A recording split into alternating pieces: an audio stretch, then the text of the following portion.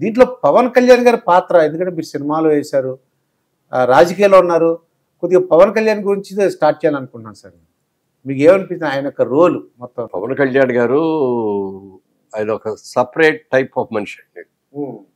అంటే తను ఏమనుకుంటాడో చక్కగా చేస్తాడు. క్యారెక్టర్గా యాజ్ ఆర్టిస్ట్గా ఏది చేస్తే బ్రహ్మాండంగా చేస్తూ ఉంటాడు. కాబట్టి కొంచెం ఆవేశం ఎక్కువ ఉండేది ఆ రోజుల్లో. వాళ్ళ అన్నయ్య ఎవరిన మాట అన్నారని అన్నా వెళ్ళిపోయేవాడు అనమాట వెంటనే. అట్లా అది అంటే మన యంగ్ అప్పుడు యంగ్ కదా బాగా, ఇది అట్లా అనేవాడు. అంతేగాని తర్వాత ఇప్పుడు రాజకీయాల్లోకి వచ్చాక కూడా బిగినింగ్ కొన్నాళ్ళు బాగా ఫోర్స్గానే ఉండేవాడు. ఇప్పుడు చూస్తే ఎంత మెచ్యూర్డ్గా ఉంటున్నాడో చెప్పడానికి లేదండి. ముఖ్యంగా ఈసారి ఎలక్షన్లో అతన్ని పవన్ కళ్యాణ్ది ప్రముఖ పాత్ర అని చెప్పొచ్చండి. చంద్రబాబు గారిని అరెస్ట్ చేసి జైల్లో పెట్టినప్పుడు వెంటనే వెళ్ళి ఆయన దగ్గరికి వెళ్ళి ఆయనతో చెప్పి, సార్ మనం కలిపి పోటీ చేద్దామండి, మనకు ప్రభుత్వ వ్యతిరేక ఓటు చీలిపోకూడదు అని చెప్పి చంద్రబాబు నాయుడు గారికి చెప్పడం, చంద్రబాబు నాయుడు గారిని ఒప్పించడం. ఆయన కూడా అలాగే అన్నారు. జైలు నుంచి బయటకు రాగానే అనౌన్స్ చేశాడు. మామూలుగా అంత ఆవేశంగా చేశాడు అనమాట. చేశాడు. తర్వాత మరి బీజేపీతో కూడా కలవాలి, కూటమిని పెట్టిన తర్వాత బీజేపీ కలవకపోతే, ఎందుకంటే అక్కడ బీజేపీ ఉంది అని అంటే ఐఏఎస్ ఐపీఎస్ అందరూ అడప్ట్ అవుతారు. లేకపోతే ఇప్పుడు గత గవర్నమెంట్లో ఏం చేస్తున్నారో ఏంటో తెలియదు. నామినేషన్ చేసేవాడు ఎవడన్నా వెళ్తా అంటే కూడా ఆయన్ని ఆపేసేసి ఇది ఇచ్చేవారు కదా. అలా ఇనానిమస్లు కూడా చాలా చేసుకుని ఉండేవారు. అవన్నీ జరగకుండా వాళ్ళంటే ఈ కూటమి కావాల్సిన అవసరం ఎంతైనా ఉంది. ఓటు చేయకూడదు. బీజేపీ మోన్ని కలుపుకోవడం మూలంగా మీరు పెద్ద అడ్వాంటేజ్ వస్తుందని కాదు, కానీ ఒక విధంగా డిసడ్వాంటేజ్ కూడా, కొన్ని ఓట్లు తగ్గుతాయి.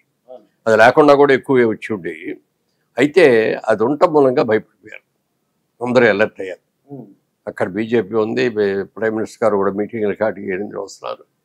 ఏదైనా తేడా వచ్చిందంటే మన తాట తీస్తారు అన్న లెవెల్లో భయపడ్డారు. అది అడ్వాంటేజ్ అయింది మాకు. దాంతో ఏమైందంటే ఎలక్షన్ అద్భుతంగా జరిగింది. 82% పోలింగ్ వచ్చింది. ఎక్కడ లేదు ఇండియా మొత్తంలో ఎక్కడ కూడా అంత పోలింగ్ ఎవరి దగ్గర జరగదు. అంత పోలింగ్ జరగటం సైలెంట్ వేవ్ అండి. ఒక సైలెంట్ విప్లవం అంటారు. నిశ్శబ్ద విప్లవం.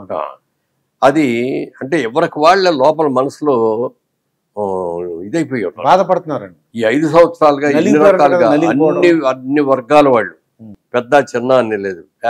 పారిశ్రామికతలో పడ్డారు, బిజినెస్ పీపుల్ పడ్డారు, రోజు కూలి చేసుకునే రెక్కడి తెగండి ఒక్కలాంటి కూలీలు బాధపడ్డారు, అందరూ బాధపడ్డారు. ఇక అంతకుముందు ఎవరు ఎన్ని పార్టీలున్నా ఎప్పుడు రౌడీజం అనేది మనకు ఉండేది కదండి. పెట్టేకపోయారు రౌడీజం కూడా, విపరీతంగా వచ్చారు. ఒక రౌడీలు ఏదో కాదు, అసలు మంత్రులు కూడా అంతే. మంత్రులు ఎమ్మెల్యేలు కూడా అసలు వాళ్ళ మాటలు కానీ, మాట్లాడే విధానం కానీ, వాళ్ళ ఇది కానీ అసలు భయంకరంగా భయపడ్డారు. అందరూ కూడా లోపల భయపడతానే ఉన్నారు. ఇదంతా జరుగుతుంది, మనం తప్పు చేసాం. లాస్ట్ టైం చంద్రబాబు నాయుడు గారు ఓడిపోయి జగన్మోహన్ రెడ్డి గారు గెలిచిన తర్వాత మాకు పార్లమెంట్లో కలిసే వీళ్ళు ఉంటారు, ఫ్రెండ్స్, ఇతర స్టేట్స్ వాళ్ళందరూ మాకు ఫోన్లు చేసి అన్నారు, ఏమయ్యా మీ వాళ్ళకి ఏం బుద్ధి ఉండదా? ఆ చంద్రబాబు లాంటి అద్భుతమైన అమ్మాయి ఉంటే ఆయన గెలిపించుకోకుండా ఎప్పుడో ఎవరో జైల్లో ఉండి వచ్చి, ఆయన 15 నెలలు జైల్లో ఉండి వచ్చి 20 కేసులు ఆయన మీద ఉన్నాయి, A1 అన్నింటిలోనూ. అలాంటి వాటిని ఎట్లా ఇచ్చుకున్నారా మీకు? అసలు చంద్రబాబు నాయుడు లాంటి ముఖ్యమంత్రి మాకుంటే అంత బాగుంటుంది అని మేమందరం అనుకుంటుంటే మీకున్న మీరేంటయ్యా అతను ఓడిచ్చారు అని అంటే ఏం సమాధానం చెప్తాం?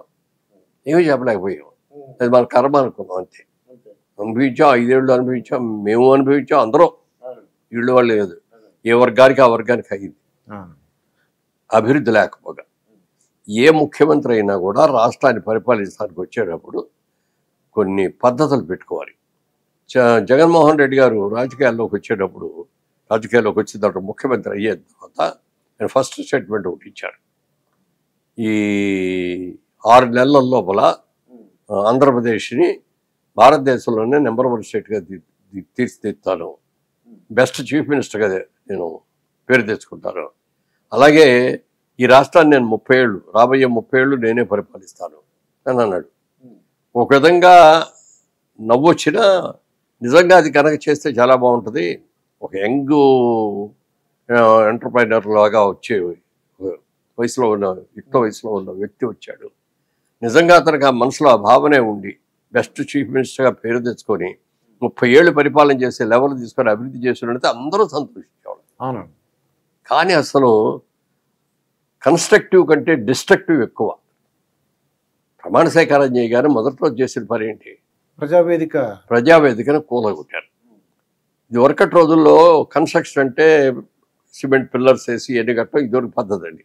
ఇప్పుడు లేటెస్ట్ డిజైనింగ్ ఏంటంటే అంతా కూడా మన గడ్రస్లు, ఐరన్ గడ్రస్లతోటి ఐరన్ ఫ్రేమ్ తయారు చేసి ఆ ఫ్రేమ్ పైన రేకులు వేయటం లేకపోతే స్లాబ్ వేయటం ఏమిటనేది అట్లా చేస్తారు. దాన్ని నిజంగా ఆయనకి ఇష్టం లేక అది తీసేద్దామని అనుకుంటే కామ్గా పైన రేకులు తీసేసి నట్లు బోల్ట్ లోడ్ తీసేసి తీసుకెళ్ళి ఎక్కడైనా బిగించుకోవచ్చు. అలా చేయకుండా మరి ప్రొక్లైనర్లో బుల్డోజర్లు తీసుకొచ్చేసి మొత్తం కూలగొట్టేశారు. ఒక్క అది ఏది పనికిరాదు. ఐరన్ గడ్డలు కూడా అన్ని మెలికలు తిరిగిపోయినాయి. ఇప్పటికీ అది అలాగే ఉంది. మరి చంద్రబాబు నాయుడు గారు దాన్ని తీసి మళ్ళీ కొత్తది కడతారా లేకపోతే దాన్ని అలాగే మ్యూజియం లాగా పెడతామని ఇచ్చినట్టుగా అన్నారట. ఇప్పుడు కన్స్ట్రక్టివ్ ఒక డిస్ట్రక్టివ్ రెండు. కన్స్ట్రక్టివ్ అనగానే చంద్రబాబు నాయుడు గారు ఎన్ని చేశాయనేది అమరావతిలో అన్నీ ఉంటాయి కాబట్టి చెప్పక్కర్లా. ఒక డిస్ట్రక్టివ్ చీఫ్ మినిస్టర్ వస్తే ఎలా ఉంటుంది అనేది అది గుర్తుగా ఉంటుంది. దానికి కేస్ స్టడీ లాగా దాని మొత్తం చిన్న కాంపౌండ్ ఫెన్సింగ్ అది పెట్టి లోపలికి ఎవరు వెళ్ళకుండా అక్కడి నుంచి బయట నుంచి చూసే పద్ధతిలో పెడితే ఏ విధంగా ప్రజాధనం అది ఏం చంద్రబాబు నాయుడు గారి ఇల్లు కాదు కదా పగలగొట్టడానికి. ప్రజాధనం, గవర్నమెంట్ ప్రాపర్టీ, ప్రజల ఆస్తి అది. దాన్ని అలా కొట్టి ఇది చేయటం చాలా తప్పు. నిజంగా పవన్ కళ్యాణ్ గారు అసలు ఎలా అన్నారో అర్థం అవట్లేదండి. నిన్ను అధపాతాళం తొక్కుతాను అన్నారు.